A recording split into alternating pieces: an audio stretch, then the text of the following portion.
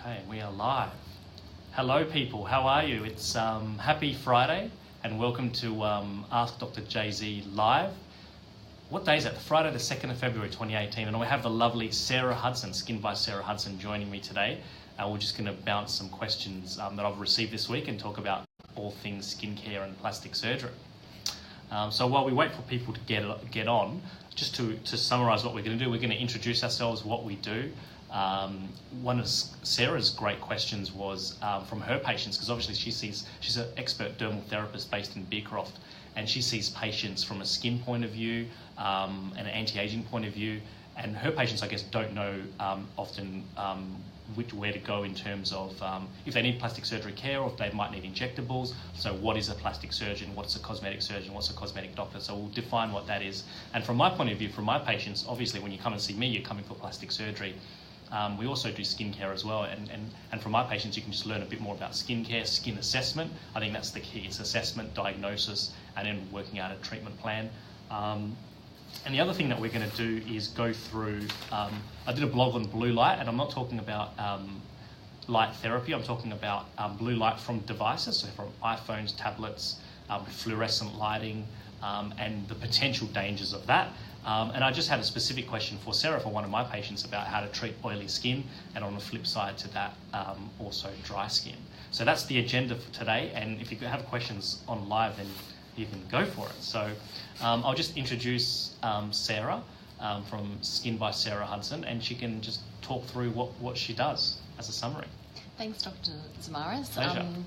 I'm an aesthetic skin practitioner. I specialise in skin programs and creating programs based around skin treatments and skincare that are especially designed to very specific concerns, and that's really about bringing the health and the wellness and the look to the surface of the skin, and I do that through home care maintenance that my clients and patients would do every single day, and also professional treatments. And both Dr. Zamaris and I have a fantastic collagen stimulating treatment called Vivanci that we both are seeing really amazing results with, and I find that this is one of the real standalone treatments in my clinic, and I know here at Artiste because of the great collagen stimulation that it brings. Yeah. Fantastic, excellent. Yeah, so maybe some of you saw me earlier in the week. We posted an Instagram live video of me doing the Vivanci. So as you know, it's the radio frequency needling device, and it's not me just using it. It's Sarah as well, who's used it a lot more than I have. I think she was one of the first people in Sydney or in Australia that actually adopted technology, and has seen a lot more patients, treated a lot more patients and clients than I have.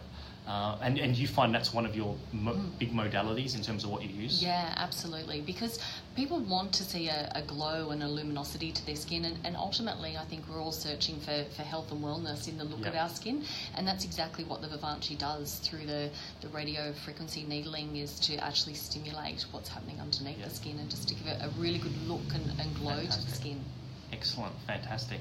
And I don't want to put you onto the spot here, but one of the questions that I get from a lot of my patients is what skincare I use or what skin regime I use. So what does someone who's a dermal therapist use at home? Like what's your skin regime that you do for your own skin? I actually do exactly at home what I preach. So excellent. I use multiple amounts of serums. So I use a vitamin B that gives a real boost and glow to my skin. I use vitamin C. Vitamin C is really good for stimulating the fibroblasts, which then actually grow our collagen underneath the skin.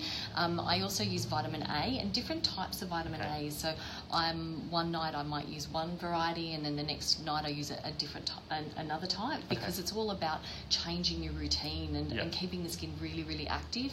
And I'm very proactive in ensuring that once a month I have a treatment, and that is either Vivanci, RF needling, or sometimes laser treatments as well. And wearing sunscreen every single day. I wear a sunscreen, and a standalone sunscreen, not just sunscreen in makeup, because it gives a much better protection on the skin. Fantastic, excellent. Yeah, no, that's really good to know. From my point of view, I mean, that's really good that you've talked about that.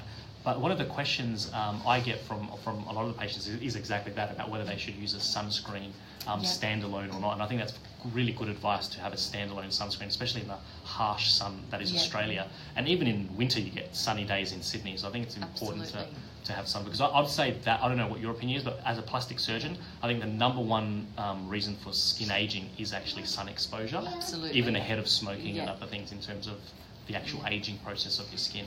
And with the sunscreens, I think that most importantly, you need to look for a sunscreen like we've spoken about, that is actually standalone, because the technology in sunscreens are not just a sunscreen now. They have a lot of antioxidants that are protecting the skin and anti-inflammatory ingredients. So you really get a lot more skin protection from sunscreens now, and particularly professional sunscreens that are sold in practices like yours and mine, not just your on-the-shelf sunscreen. So an actual barriers to the sunlight rather than just have a so-called protection factor to it. Exactly. Yep, that's exactly right. I think my son just changed the lighting. There we go. Okay, that's okay. So just for the viewers out there, and I'm sure Sarah's clients and my patients' clients would want to know, but in terms of skin regime as a general thing, Sarah mentioned that the skin regime she does, like using vitamin B, which is excellent for the skin, and the fibroblasts are basically cells in the dermis of the skin as opposed to the epidermis. And what fibroblasts do is exactly that, is they lay down collagen and they thicken your skin. And by using that skin treatment, you're basically helping the skin stay firm and treating the skin. And the other thing is the vitamin A. Vitamin A derivative is very important, especially around the eye. It's good for fine wrinkles. It also modulates cell turnover as well. And of course, on the extreme end, it's used as a tablet for people with acne. So it's got a lot of modalities. So to put that in perspective, that's your skincare. And then Sarah says she gets one treatment a month, whether it be laser or the radiofrequency needling, which is done. To put that in perspective, if you're going to a beauty salon to have a facial, probably the deepest facial you'll be getting, or a medical grade, would be glycolic acid pill, which is not that deep.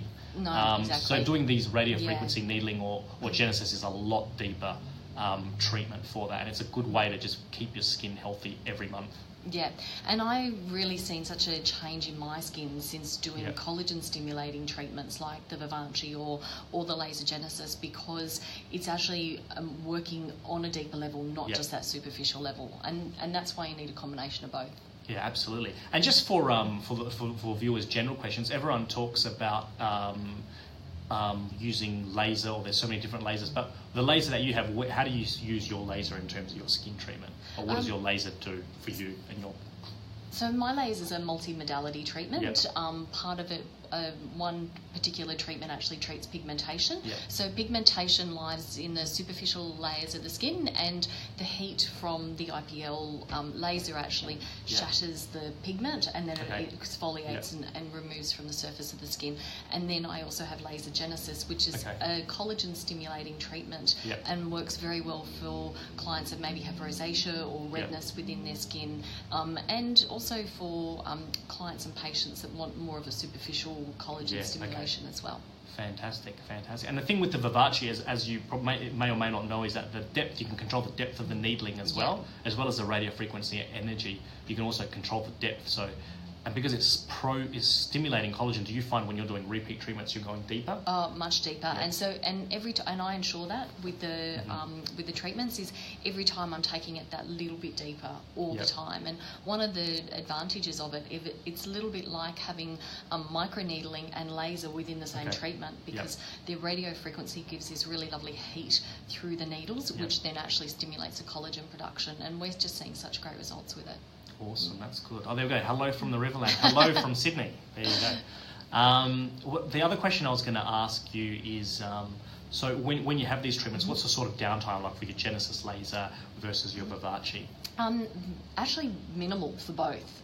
With the Genesis and also the Vivanci, one of the benefits of Vivanci in particular, even though we're going so deep with it, is that you can go out to dinner that night, you can go out for lunch the next day, and you might have a tiny little bit of what we call petechiae or spot bleeding, but nothing that you can't cover with makeup, and that's what I love about them. And I think in regards to women that are working in professional environments, they just don't have the downtime to actually have weeks and weeks off. So to be able to have a treatment at night time and then go out the next day is fantastic.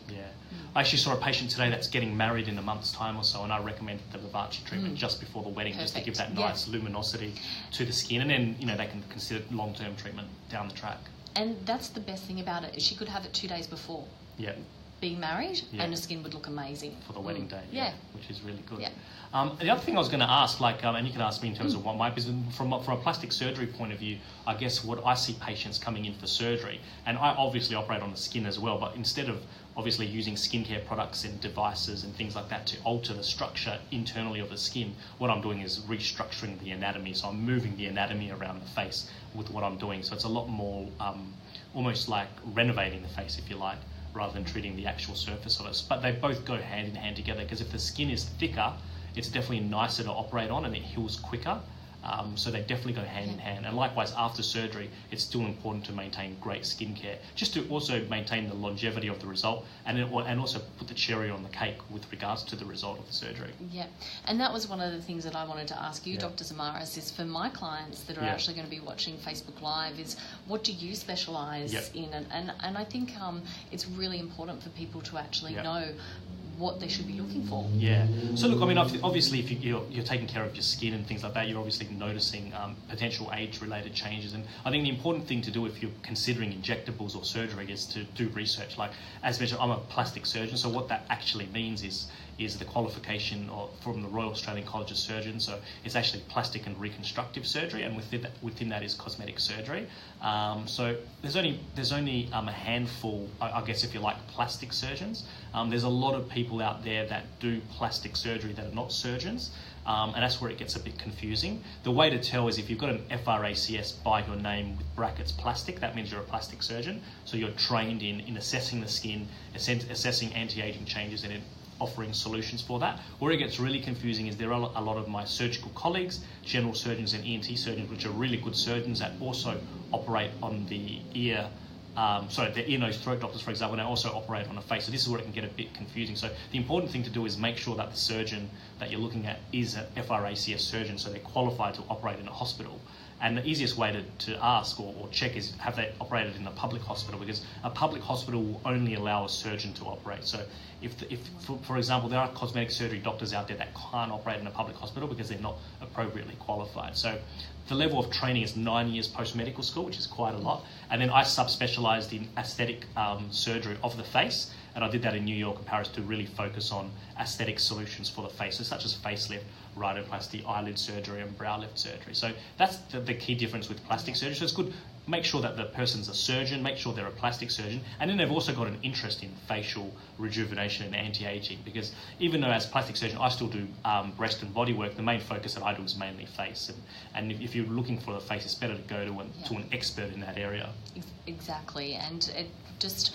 the surface of the skin and what you're doing underneath the skin with actually the structure underneath the skin is so important, because it just goes hand in hand. And absolutely. The fact that you specialise in the face means that that's exactly what you're doing all the time, and that's your area of expertise. Yeah, exactly. And the other thing is I also do injectables as well, and operating on the face, obviously I know the anatomy intricately from inside as well as out. By injecting, I know exactly where I'm injecting as well. So when you come in for an injection here at Artis, for example, or when I'm at Sarah's nice clinic in Beecroft, I assess the patient from an actual functional point of view in terms of what they're trying to gain.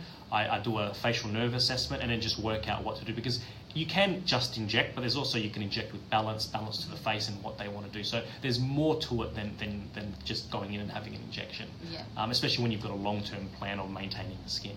Yeah, and I think that's what you and I really are renowned for, is actually having long-term plans, because we want to see our clients and our patients to ensure that their skin is always looking the healthiest and the wellest that it can. Yeah, that's exactly right. And that's why I developed these skin packages late last year, which I'm sure all of my patients know about, 3 to 6 month skin plans. And it's something that we're getting excited about with Sarah. We're working together as we want to come up with a joint plan for skincare, anti-aging. So watch this space. But basically what we're trying to do, I guess, is not only see the patients individually, and Sarah obviously comes here to Artis, and I'm going to Sarah Skin by Sarah Hudson at Beecroft. and we're potentially going to offer a joint consult. So if you're not sure what your skin needs, you're not sure if you need injectables or you need something small done, or you can have a joint consultation with two experts in the field, dermal therapist and plastic surgeon, to work out what you need to do. And that can be depending on how much downtime you want to have, how much investment you want to make, or it could just be a 2-year plan, 1-year plan, or whatever. And I think it also means that we can actually look at the different areas of the face to really ensure that people actually get the results that they're after. Because too often I see, and I'm sure you do too, with your patients, is that people are not getting the results that they're wanting to achieve. And by actually working from the surface of the skin down, we're actually able to do that and doing a cross-consultation. Yeah, exactly. And that will be a huge benefit to you sitting out there listening later on in terms of what you can do for your skincare. Because, I mean, I can assess the skin as well, but not as deeply and offer the structure that Sarah does. And obviously Sarah doesn't operate, so... Exactly, and what I can then offer my clients and patients is that where they have really amazing skin and really healthy skin, is it takes them to the next level as well, which is why we're really excited, because it means that we can offer a really good collaboration of two expert services. Yeah, exactly, covering all of Sydney, there you go, which is really good. So the other question I was going to have is more from my point of view question, maybe the people out there are interested, is so the average person, if they come up and call you and come and see you for a consultation, what actually goes on in your skin assessment, and what sort of, just on an average patient, what do you actually do with them? So the first thing that I actually have a really detailed consultation. I want to know about the genetics of their skin, so I actually understand what their heritage is, and that determines often their skin colour and often related skin concerns and skin problems. I find out what their lifestyle is and ensure they're not going to be contraindicated to any treatments. Then we sit and have a really good talk about what do they want to achieve, because sometimes what I see on the skin and what the patient wants to achieve with their skin are two totally different things. That's very true. And it's really important that I actually find that out first. From there we have a good talk about if they do have specific concerns, actually why they have those concerns, because often treating the cause of the concern is just as important as treating the superficial aspect of the skin. And then we go through a treatment plan and a treatment program, and often when I'm doing treatment programs, it's just not a one-off treatment or not an overnight treatment. It's a long treatment program that will actually be broken up of home care and skincare maintenance, and then either monthly or fortnightly treatments, depending on what they actually need to achieve. And then that's also where I talk about you and the services that you offer, and so we can really get the best results. Because I can get a really good skin health, but what I can't do is, I can't work then deeper in the skin and where you can. And that's what we're about. We're just trying to create a good solution for you guys out there, because there's so much noise out there in terms of you walk into maybe David Jones, or you walk into a Priceline. It's like, where do I start with skincare? There's so many brands, and do I exfoliate? Do I do this? So it's great to actually take the time, have an assessment, and get a real good plan. And the skincare that Sarah Hudson offers in her practice, and also some of the stuff that we have here, they're medical grade treatments, so you can't just get at a shop or a chemist. They're actually medical grade solutions which really work well for your skin. And I think often too that too many people get the incorrect advice because they're not going to someone that's qualified. And I think that's for both of us, is totally that you, in order to see the best results, once you go to someone that is an expert in their field, that's when you actually start to really see skin change. Absolutely. So I was just going to ask Sarah a question that I had from a patient last week, anyway, one of my facelift patients, but they just asked, what do you do for oily skin, for example, like as an actual thing? What would you do for oily skin or recommend? There's two different things that I'd recommend. First of all would be a clay-based mask. I love clay masks. They absorb the excess oil and they make the skin feel more matte. I like to actually prescribe a mask a couple of times a week, and in summertime sometimes you actually need it daily, and depending on the age of the client or the patient, and that might be just around the nose area or just around the chin where they're a little bit more oily, and it depends on the strength of the mask too. But most of the time with professional cosmeceutical treatments and medical grade skincare, they're actually designed so that they won't redden the skin and cause irritation, and that's why looking for medical grade skincare is really important. and also mattifying ingredients. So I would use a combination of masks and mattifying topical serums that actually help to reduce the sebaceous, that excess oil in the sebaceous glands. And then depending on the age, actually having a look at the diet, because often if they're young and maybe teenager, maybe their diet's not so great, and that can actually affect the skin as well. True, yeah, no, that's good. I guess that leads me to another thing. Do you find that your younger patients use too many different types of skincare products, or...? What I tend to find with my younger patients is they actually use too much makeup, and don't remove the makeup effectively. Most people actually don't cleanse their skin for long enough, so they're only cleansing really quickly, maybe 5 or 10 seconds in the shower, and they're only cleansing once. So I have a very bespoke and educational program to do with cleansing the skin, and that is actually ensuring that their hands are clean first, foaming up the cleanser or using the cleanser effectively, and then actually massaging that into the skin for a minute and really dissolving the makeup, coming right up around the ears and right around the jawline. And I find that once they develop that and they implement that at home, it really makes a big difference to their skin. Great, there you go. I read somewhere, Sarah, I don't know if I read it somewhere when I had a facial once, that olive or oil-based, almost like something that smells like olive oil, is great to get stuff off. Is that true? For some clients, yes. If they have a drier skin, yes, they can actually use that to dissolve the makeup. What I've tended to find, and some skincare brands do have more of an oil-based makeup remover, but I actually always see problems with it, and I don't recommend it for that reason. They're better off doing 2 cleansers or 3 cleansers even, depending on how much makeup they wear, and then using it effectively. Great, excellent. So I think we're almost wrapping up, but I was just going to go through, I did have a blog on blue light, which I'll speak about more next week.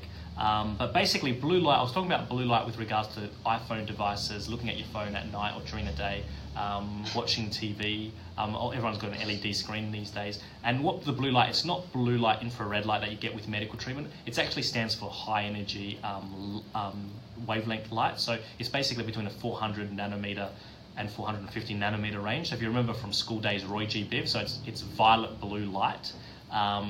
There's been a lot of press on it in the last 12 months of whether it causes aging or not. What we do know is that this high energy light can potentially cause free radicals, and free radicals is known to cause skin aging. So whilst there's no real hard evidence, potentially it can do it, and everyone is definitely looking at the devices. The average adult, I think, male in America spends 53 minutes on social media a day. So that's not including emails. So everyone's spending more than one day on a device. So there is going to be some potential effect. But yeah, so read the blog. There's some interesting tips about what to do and things like that. And then I had another question from a patient asking during the consultation whether they should have a facelift operation now in summertime or whether they should wait for winter time. Now the answer to that question, look, it's very hard to answer. Like, there's no real difference from my point of view whether you have it in wintertime, summertime, spring, or autumn. Often in the wintertime, if you're having a facelift, you can conceal the early post-operative period by having a scarf around your neck. From that point of view. But in terms of the long-term results and the downtime, you're still going to need downtime even in winter, and that downtime is 2 weeks. So just having it in winter, you're still going to have downtime. So from my point of view, it doesn't really make a difference. So at the end of the day, it comes up to whether you're happy, you're ready, you've had all your questions answered, when you want to go ahead. But in terms of trying to conceal it, it doesn't really make a huge difference whether it's winter or summertime. And 2 weeks is not a long period of time. Yeah, no, not at all. Yeah, no, 2 weeks is not a long period of time at all. Cool, excellent. Is there anything else you wanted to add, Sarah, before we sign off on this Friday evening? No, it's been a great afternoon, and really excited about working together and what we're actually going to bring both of our patients and clients in Artiste and also Skin by Sarah Hudson as well. Excellent. So look out for more, guys. We've got some exciting things happening. So I hope you guys have a good weekend. Yeah, have a great weekend. Bye. Bye.